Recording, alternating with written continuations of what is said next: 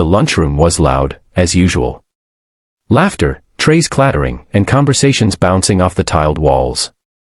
But at one corner of the cafeteria, the air grew heavy. Leah Rosen, a quiet Jewish girl who had transferred only weeks ago, sat alone, her tray untouched, her eyes on her textbook. She always ate kosher, always respected her traditions, and never bothered anyone.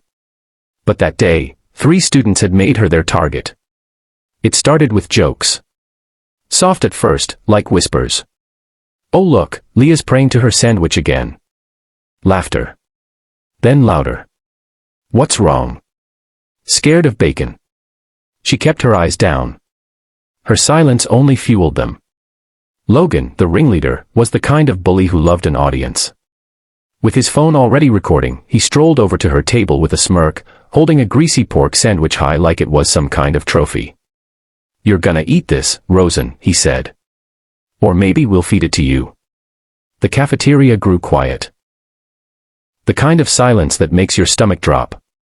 Leah didn't move. But her hands began to shake. Not out of fear, but anger. A deep, rising heat from years of keeping her head down. The sandwich was shoved in her face. She turned away. The crowd around her started to laugh, egging Logan on. Then came the unthinkable. He smashed a piece of pork into her lunch. Her kosher meal, the one she packed every morning with her mother's help, now smeared with something forbidden, something cruel. For a second, the world froze. Her lips parted, but no words came. Only a tear, not of sadness, but of betrayal. Of exhaustion. Of fury. Leah slowly stood up. She wasn't tall. She wasn't loud. But in that moment, she was a storm. Logan laughed and leaned in again, still recording. "Come on, Jewish Barbie. Gonna cry." But what came next shocked the entire cafeteria. Leah's right fist moved so fast it blurred. It landed squarely on Logan's jaw with a cracking sound that echoed. The phone flew out of his hand. His body hit the floor before the sandwich did. The room exploded into gasps and shouts. Another boy lunged at her, maybe to grab her, maybe to intimidate her. But she twisted out of the way, dropped low, and launched a punch into his ribs. He collapsed, wheezing. Leah had been trained in Krav Maga since she was 9. Her father, a retired Israeli defense instructor, had taught her not to fight, but to defend. Not to react with hate, but to protect with strength. For years, she never needed it. But today, she needed every ounce of it. The third bully backed away, stammering, we were just joking." She stared at him. You don't joke about someone's identity. Their faith. Their dignity. Her voice was calm, but it shook the room harder than her punches. By the time a teacher arrived, Logan was groaning on the ground, holding his face.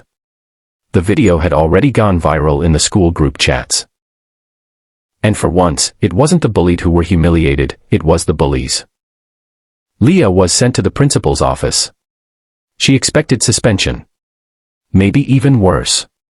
Instead, she found something different. The principal had already seen the video. He didn't speak immediately. He just sighed and said, "You shouldn't have had to do that, but I understand." The story didn't end there. The school arranged a restorative justice circle. Leah agreed to meet with her bullies under one condition, that they truly listened. Logan, with a fractured jaw wired shut, had no choice but to hear her. She told them about her family, her beliefs, and how deeply violating their act was. For the first time, they looked ashamed. Her bravery sparked something bigger. The school introduced new workshops on religious sensitivity and anti-bullying awareness. A teacher even invited Leah to speak to the class, not as a victim, but as a voice. And slowly, the respect she had to fight for began to spread. Not everyone changed. But enough did. Leah's strength didn't come from her fists. It came from the years she spent holding back, choosing peace over reaction. But the moment they crossed the line, she stood up not just for herself, but for every kid who's ever been mocked for being different. In the end, she walked through those hallways with her head held higher. No more whispers. No more taunts. Just silence, and the quiet power of someone who knew exactly who she was. The weeks after the incident were strange for Leah. Some students still avoided her, unsure of what to say. Others looked at her with new eyes, not with pity, but with quiet admiration. A few even approached her privately. One girl whispered, "Thank you. I'm Muslim, and I know exactly how that felt." Another boy shared how he was mocked for being vegetarian. Suddenly, Leah wasn't alone anymore. Her courage had given others a voice too. Leah didn't seek popularity. She didn't want revenge. What she wanted, and always had, was simple respect. And now, bit by bit, it was growing like a quiet fire. She got invited to join the school's diversity council. At first, she hesitated. But when she stood in front of the room at their first meeting, looking into the eyes of kids who had also faced bullying or discrimination, she knew she belonged there. Her voice, once silenced by fear, now carried strength others leaned on. At home, her parents sat in stunned silence as she shared the full story. Her mother cried, not because her daughter had fought, but because she had endured so much in silence. Her father, after a long pause, placed his hand on hers and said, "You didn't just defend yourself. You defended who you are. That takes more than training. That takes soul." Online, the video of the cafeteria confrontation spread far beyond the school. Some criticized her for using violence, but many more applauded her restraint and dignity. A well-known Jewish advocacy organization reached out and asked if she would speak on a podcast about bullying and religious identity. She agreed. On the day of the recording, Leah sat in front of the microphone, a little nervous but calm. She didn't tell her story like a fighter. She told it like someone who had finally stepped into her own light. "I never wanted to punch anyone," she said. "But I had to remind them, and maybe myself, that being different doesn't make me weak. It makes me whole." The interviewer paused, visibly moved. "You stood up for yourself when the world told you to sit down." Leah nodded. "And I hope the next kid who hears this doesn't have to throw a punch to be heard." From there, her message spread. Local schools invited her to speak.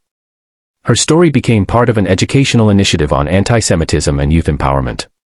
She even received a scholarship offer from an organization that supports minority youth leadership. And at school? Well, Logan returned, jaw healed, eyes different. He never apologized with words, but his silence spoke volumes. He stayed out of her way. Maybe that was enough. But the best part came one afternoon when Leah was walking past a group of freshmen. A smaller kid, clutching a sketchbook, was surrounded by a few teasing voices. Leah stepped in without a word. Just her presence made the bullies back off. She handed the boy his book and smiled. "Don't let them draw your story," she said. "You hold the pen." That was who Leah Rosen became. Not just the girl who fought back. Not just the Jewish girl who punched a bully. She became the story they never saw coming, the one where dignity, faith, and quiet power stood taller than hate ever could.